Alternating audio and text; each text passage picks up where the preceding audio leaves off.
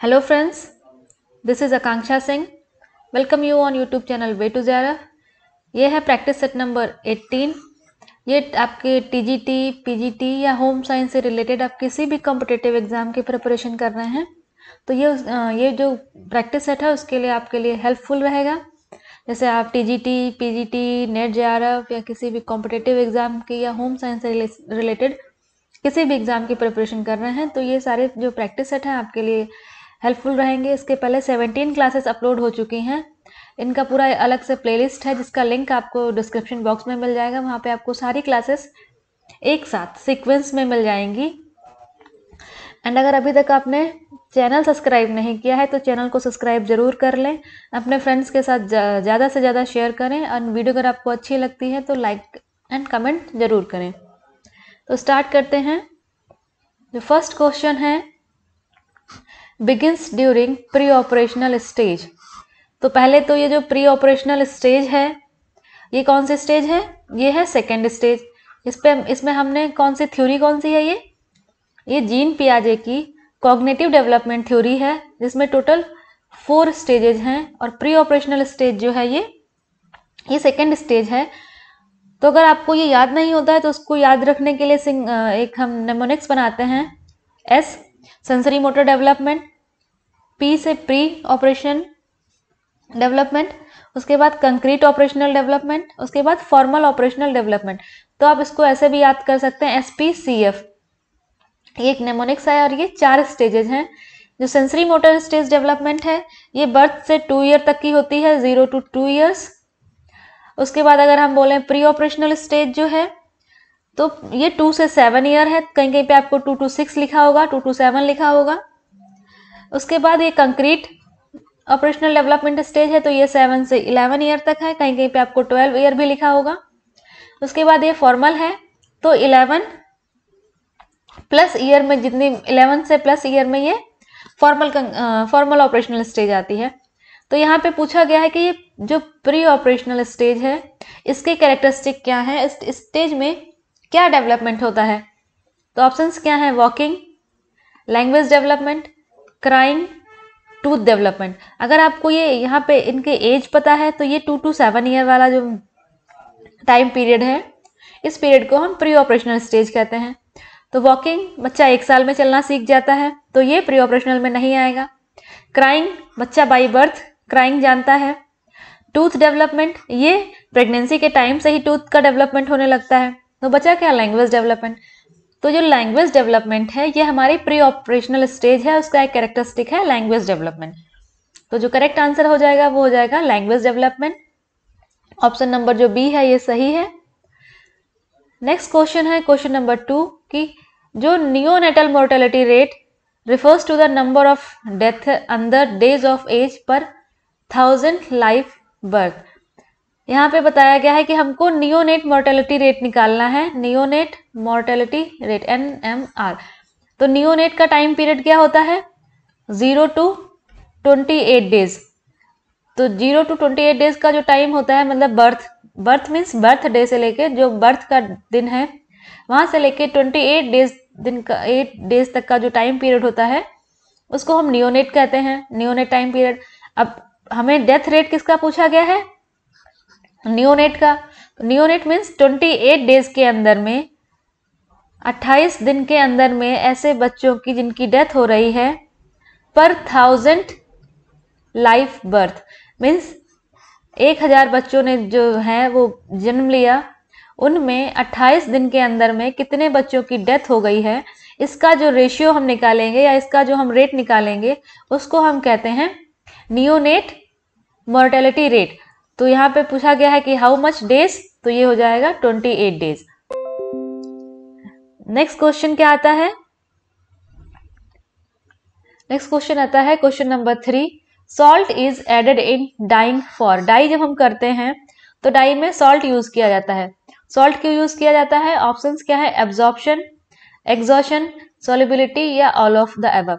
जब हम dye use करते हैं कपड़े में तो साथ में हम सॉल्ट यूज करते हैं। तो सॉल्ट का काम होता है एग्जॉशन मीन्स जब कपड़े को डाई किया, डाई करने के बाद जो कपड़े के ऊपर सरफेस पे जो एक्स्ट्रा डाई बच गई है इस डाई को निकालने का काम जो है वो सॉल्ट करता है, इसीलिए सॉल्ट यूज किया जाता है एज अ एग्जॉशन। तो ऑप्शन जो बी है ये सही हो जाएगा कि सॉल्ट को हम यूज करते हैं as a exhaustion. Next question है question number 4, who stated that the 4 Ps, इन 4 पी का मतलब क्या है? Purpose, process, person and place are the basis of organisation.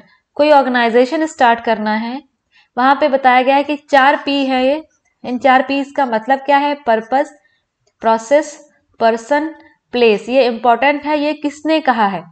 तो ये कहा है लूथर गुलिक जी ने, कि अगर कोई ऑर्गेनाइजेशन स्टार्ट कर रहे हैं तो हमें 4 चीजें बिल्कुल क्लियर होनी चाहिए कि हमारी जो भी ऑर्गेनाइजेशन है उसका पर्पज क्या है, जो भी पर्पज है वो हमको पूरा क्लियर होना चाहिए। पर्पज मीन्स हमारा एम क्या है, या हम जो करना चाहते हैं उस ऑर्गेनाइजेशन के थ्रू वो क्या है। उसके बाद प्रोसेस क्या है, उस ऑर्गेनाइजेशन में कैसे काम करना है, उसका प्रोसेस क्या है कि हमें अपना एम अचीव करने के लिए।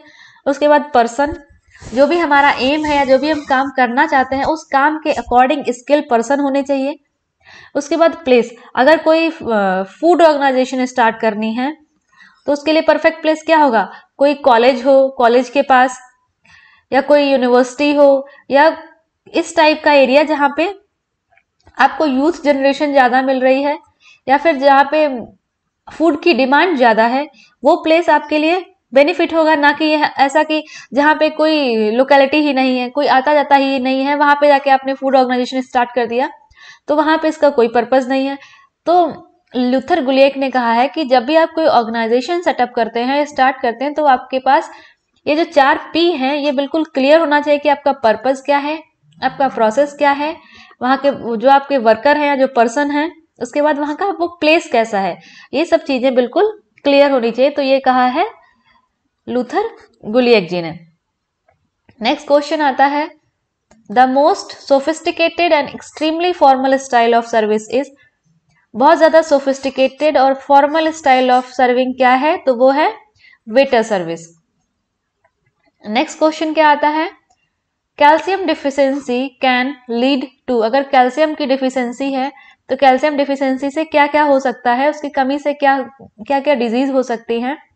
ऑप्शंस क्या है? ऑस्टियोपोरोसिस, रिकेट्स, टिटेनी, या ऑल ऑफ दीज। तो ऑल ऑफ दीज जो है वो करेक्ट आंसर हो जाएगा। Osteoporosis means, osteo means bones, porosis means उनमें उनकी डेंसिटी का कम होना, या फिर हम जैसे ये बोन है उसकी डेंसिटी कम होना, या इसमें हल्के हल्के ऐसे पोर्स हो जाना, इसको हम बोलते हैं ऑस्टियोपोरोसिस। रिकेट्स में जो लेग्स हैं वो ऐसे बो शेप में हो जाती हैं, तो उसको हम बोलते हैं रिकेट्स।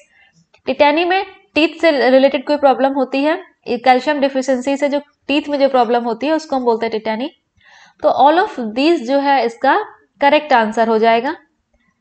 नेक्स्ट क्वेश्चन आता है, Maillard reaction does not occur in which of the following food item. कौन से फूड आइटम में मिलार्ड रिएक्शन नहीं अकर होता? तो मिलार्ड रिएक्शन में क्या होता है, जब मिलार्ड रिएक्शन जब होती है तो उसमें ब्राउन कलर आता है, ब्राउन कलर का डेवलपमेंट होता है फूड में, उसको हम बोलते हैं मिलार्ड रिएक्शन। तो जैसे ऑप्शंस क्या है, toast, lime juice, milk cake, या क्रस्ट ऑफ केक।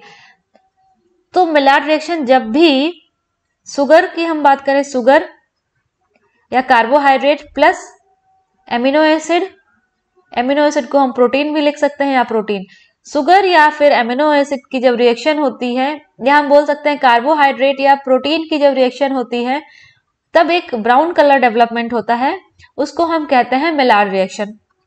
तो इनमें टोस्ट में भी शुगर और एमिनो एसिड प्रेजेंट है, मिल्क केक में भी, मिल्क में भी कार्बोहाइड्रेट, शुगर और एमिनो एसिड्स प्रेजेंट हैं, केक में भी कार्बोहाइड्रेट और एमिनो एसिड्स प्रेजेंट हैं। बचा क्या? Lime juice. लाइम जूस में जो मिलार्ड रिएक्शन है वो नहीं होती है।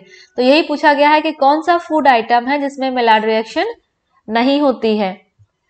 नेक्स्ट क्वेश्चन है, what does increases during pregnancy. Pregnancy में क्या इंक्रीज करता है? ऑप्शंस क्या हैं, blood sugar, cardiac output, both A and B, या none of these.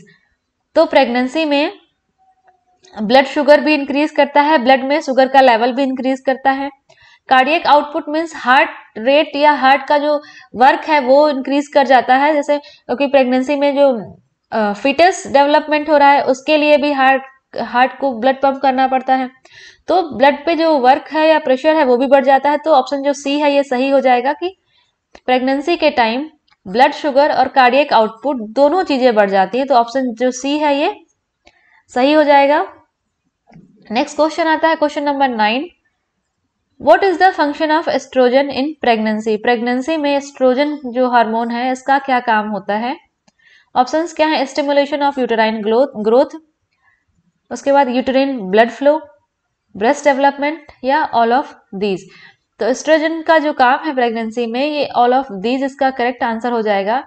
Stimulation of uterine growth, जो यूट्रस का ग्रोथ है उसको स्टिमुलेट करता है, यूट्रस में जो ब्लड फ्लो है उसको स्टिमुलेट करता है, ब्रेस्ट डेवलपमेंट में हेल्प करता है। तो ऑल ऑफ दीज इसका जो है ये करेक्ट आंसर हो जाएगा कि एस्ट्रोजन का काम होता है all of these. Next question है question number 10। What is cholesterol rich in? Cholesterol को हम फर्स्ट मिल्क भी कहते हैं, और ये कोलेस्ट्रम किस में रिच होता है? ये डिलीवरी के बाद जो फर्स्ट मिल्क प्रोडक्शन होता है या मिल्क सिक्रेशन होता है उसको हम कोलेस्ट्रम कहते हैं। ऑप्शंस क्या है? Lactoferrin, immunoglobulin A. तो ये जो कोलेस्ट्रम है ये लैक्टोफेरिन और इम्यूनोग्लोबुलिन दोनों में रिच होता है। जो कोलेस्ट्रम में जो प्रोटीन होती है उसको हम लैक्टोफेरिन बोलते हैं, और जो एंटीबॉडीज होती हैं या हम बोल सकते हैं कि जो इम्यून सिस्टम को इम्प्रूव करने के लिए जो वो है इम्यूनोग्लोबुलिन। तो ऑप्शन जो सी है ये सही हो जाएगा। Both A and B, lactoferrin, immunoglobulin दोनों में रिच होता है कोलेस्ट्रम। कोलेस्ट्रम को हम फर्स्ट मिल्क बोलते हैं, जो कि न्यूली बॉर्न बेबी के लिए बहुत ज्यादा हेल्पफुल होता है और न्यूली बॉर्न बेबी को इन्फेक्शन से बचाता है और उसकी इम्यूनिटी को इम्प्रूव करने में हेल्प करता है। तो नेक्स्ट क्वेश्चन आता है question number 11। The liver secretes about bile of a day. Liver से बाइल जूस सिक्रीट होता है, तो एक दिन में लीवर से कितना बाइल जूस सिक्रीट होता है? तो वो होता है लगभग 700 ml। एक दिन में लीवर से लगभग 700 ml बाइल जूस जो है वो रिलीज किया जाता है या सिक्रीट किया जाता है। नेक्स्ट क्वेश्चन है which food bacteria should be avoided by pregnant lady? Pregnant lady के द्वारा कौन सा फूड बैक्टीरिया है जो अवॉइड करना चाहिए? तो ऑप्शंस हैं लिस्टीरिया, ई कोलाई, बैसिलस या विब्रियो। तो प्रेग्नेंट लेडी के द्वारा जो फूड बैक्टीरिया अवॉइड करना चाहिए वो होता है लिस्टीरिया। ये लिस्टीरिया की वजह से जो प्रेग्नेंट लेडी में जो फीटस डेवलप कर रहा है उसमें गैस्ट्रो इंटेस्टाइनल ट्रैक्ट, जीआईटी या फिर फीवर जैसे सिम्टम्स देखने को मिलते हैं। इसीलिए बताया गया है कि जो प्रेग्नेंट लेडीज हैं उनको लिस्टीरिया जो फूड बैक्टीरिया है इसको अवॉइड करना चाहिए। एक फूड बैक्टीरिया है ये विब्रियो। तो इसका पूरा नाम क्या है? विब्रियो ये बैक्टीरिया जो है इसका पूरा नाम क्या है और इससे कौन सी डिजीज होती है, कौन सा रोग होता है, ये आपको बताना है कमेंट सेक्शन में कि विब्रियो इसका ये पूरा बैक्टीरिया का नाम क्या है और इस बैक्टीरिया के द्वारा जो डिजीज होती है वो कौन सी है। तो और प्रेग्नेंट लेडी के द्वारा जो फूड बैक्टीरिया अवॉइड किया जाता है वो है लिस्टीरिया। नेक्स्ट क्वेश्चन आता है question number 13। What changes does a boy in adolescence show? Adolescence age में कोई जो बॉय है उसमें कौन कौन से चेंजेस आपको देखने को मिलते हैं? तो ऑप्शंस क्या हैं? Change in growth, change in voice, appearance of body hair या ऑल ऑफ दीज। तो ऑल ऑफ दीज इसका करेक्ट आंसर है। चेंज इन ग्रोथ मतलब एडोलसेंस एज में आके बॉयज की जो हाइट है वो एकदम से ग्रो करती है। चेंज इन वॉइस, वॉइस जो है वॉइस में थोड़ा सा हैवीनेस आ जाती है, वॉइस जो है थोड़ी वो भारी हो जाती है। Appearance of body hair means body पे छोटे छोटे हेयर्स आने लगते हैं, बॉडी हेयर आ जाते हैं। तो ये सारे चेंजेस होते हैं एडोलसेंस एज में बॉयज में। तो ऑल ऑफ दीज इसका जो है ये करेक्ट आंसर हो जाएगा। नेक्स्ट क्वेश्चन आता है the adolescence nutritional food should consist of. और जो एडोलसेंस एज में जो हमारे लिए जो फूड होता है उसमें कौन कौन से न्यूट्रिएंट्स होने चाहिए? हमने पढ़ा है कि एडोलसेंस एज में सबसे ज्यादा न्यूट्रिशियस फूड की रिक्वायरमेंट होती है। तो न्यूट्रिशियस फूड के लिए क्या क्या होना चाहिए? एक तो बैलेंस डाइट होनी चाहिए, ये सही है। Fruits and vegetables for snacks, अगर स्नैक्स इवनिंग में कुछ खाना या स्नैक्स में तो फ्रूट्स एंड वेजिटेबल होने चाहिए। बेक्ड और boiled food instead of fried food की जगह पे बेक या फिर बॉइल किए हुए फूड खाने चाहिए। ऑल ऑफ दिस, तो ऑल ऑफ दिस इसका करेक्ट आंसर हो जाएगा कि मीन्स अगर हमें प्रॉपर न्यूट्रिशन लेना है तो हमारी डाइट कैसी होनी चाहिए? बैलेंस डाइट होनी चाहिए। और जो अगर हम स्नैक्स कुछ ले रहे हैं, इवनिंग टाइम में कुछ हम ले रहे हैं, तो वहाँ पे फ्रूट्स एंड वेजिटेबल हमें अपनी डाइट में इंक्लूड करना चाहिए। फ्राइड फूड खाने की जगह पे अगर हम बेक्ड और बॉइल्ड फूड खाएंगे तो ये हमारे जो इनका जो न्यूट्रिएंट कंपोजिशन है वो ज्यादा अच्छा होता है। तो ऑल ऑफ दीज इसका करेक्ट आंसर हो जाएगा। नेक्स्ट क्वेश्चन आता है, why breakfast is important for human beings. Human being के लिए ब्रेकफास्ट क्यों इंपॉर्टेंट है? तो ऑप्शंस क्या हैं? Breaks overnight fasting period, replenishes supply of glucose, helps to control weight, या ऑल ऑफ दीज। तो ऑल ऑफ दीज इसका करेक्ट आंसर हो जाएगा। ब्रेकफास्ट का काम क्या है? क्योंकि हम जैसे हमने रात में खाना खाया, उसके बाद हम मॉर्निंग में जग रहे हैं, तो ये हम मान सकते हैं कि लगभग 7 to 8 आवर्स का ये पीरियड होता है। तो हमारा ये लाइक एक फास्टिंग है, तो ये फास्टिंग पीरियड को ब्रेक करता है। रिप्लेनिशेस सप्लाई ऑफ ग्लूकोज, 7 से 8 घंटे में जो हमारा बॉडी का जो ग्लूकोज लेवल कम हुआ है उसको रिकवर करता है। हेल्प्स टू कंट्रोल वेट, हमारी बॉडी की एक टेंडेंसी है, अगर हम बॉडी को देर तक खाना नहीं देंगे तो बॉडी एनर्जी को रिलीज करने की जगह पे एनर्जी को स्टोर करने लगती है। अगर यही होता रहा तो फिर ये हमारा वेट गेन करने लगती है बॉडी, तो वेट को कंट्रोल करने में हेल्प करता है। तो ऑल ऑफ दीज जो है इसका करेक्ट आंसर हो जाएगा। और जो क्वेश्चन था आपके लिए कि विब्रियो, जो विब्रियो ये बैक्टीरिया है, इसका पूरा नाम क्या है और इसकी वजह से कौन सी डिजीज होती है, ये आपको कमेंट सेक्शन में बताना है, इसका आंसर देना है। एंड अगर आपको वीडियो अच्छी लगी हो तो लाइक एंड शेयर जरूर करिए। एंड अगर अभी तक आपने चैनल सब्सक्राइब नहीं किया है तो चैनल को भी सब्सक्राइब जरूर कर लें, अपने फ्रेंड्स के साथ ज्यादा से ज्यादा शेयर करें। मिलते हैं नेक्स्ट वीडियो में, तब तक के लिए wish you all the very best, good luck, bye bye.